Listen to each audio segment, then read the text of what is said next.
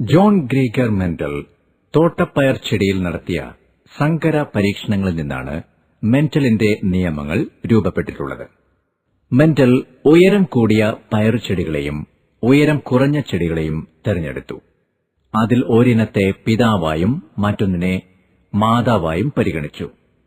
എന്നിട്ട് മാതൃസസ്യത്തിലെ പുഷ്പത്തിലെ കേസരങ്ങൾ നീക്കം ചെയ്തു.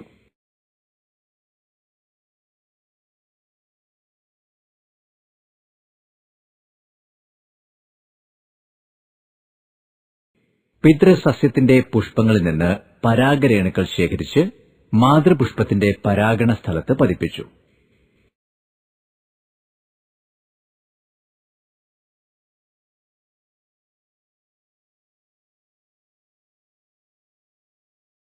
അന്യപരാഗരേണുക്കൾ പതിക്കാതിരിക്കുവാൻ മാതൃപുഷ്പത്തെ പോളിത്തീൻ കവർ കൊണ്ട് മൂടി.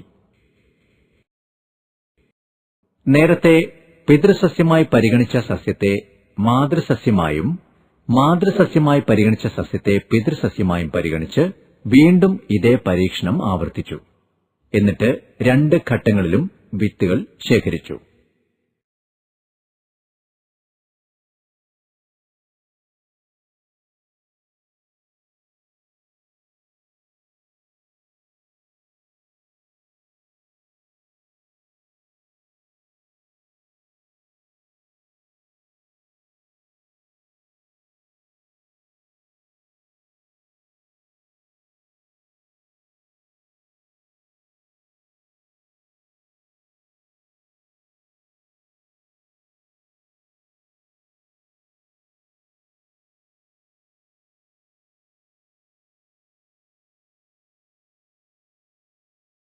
ശേഖരിച്ച വിത്തുകൾ മുളപ്പിച്ചു.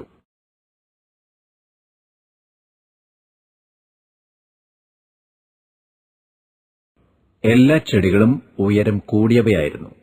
ഉയരം കുറഞ്ഞ ചെടികൾ ഒന്നും തന്നെ ഉണ്ടായിരുന്നില്ല. ഇതെങ്ങനെ സംഭവിച്ചു എന്ന് വിശദീകരിക്കുന്നതിനായി അദ്ദേഹം മുന്നോട്ടുവച്ച പരികൽപ്പന ഇതായിരുന്നു. ഏതൊരു ജീവിയുടെയും ഏതൊരു സ്വഭാവത്തെയും കുറിക്കുന്ന ഒരു ജോഡി ഘടകങ്ങളുണ്ടായിരിക്കും. ഇതാണ് പിൽക്കാലത്ത് ജീനുകളായി കണ്ടുപിടിക്കപ്പെട്ടത്. 1ാം തലമുറയിൽ മെന്റൽ വിവരിച്ച ഘട്ടങ്ങൾ എങ്ങനെ വ്യാപരിക്കപ്പെട്ടു എന്ന് കാണൂ. ഈ പരീക്ഷണങ്ങളിൽ നിന്നാണ് പ്രകട സ്വഭാവ നിയമമുണ്ടായത്. ഒരു ജോഡി വിപരീത ഗുണങ്ങൾ കൂടിച്ചേരുമ്പോൾ ആദ്യ തലമുറയിൽ ഒരു ഗുണം മാത്രം പ്രകടമാവുന്നു, മറ്റേത് മറഞ്ഞിരിക്കുന്നു.